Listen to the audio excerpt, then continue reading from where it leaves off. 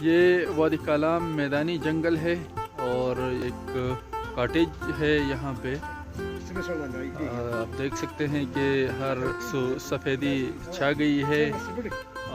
برف پڑنے سے نظارے جو ہے مزید نکھر گئے ہیں اور کچھ دوست بھی یہاں آئے ہیں. عالم کالامی صاحب ایک پروفیشنل ویڈیوگرافر اور فوٹوگرافر ہے.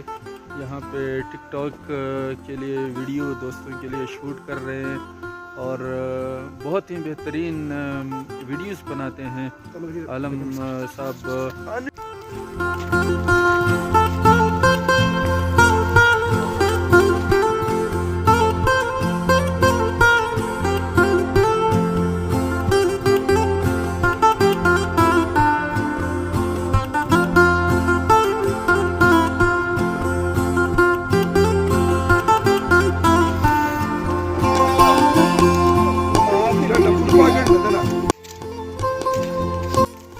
ابھی ایسا محسوس ہو رہا ہے جیسے بارش ہو رہی ہے.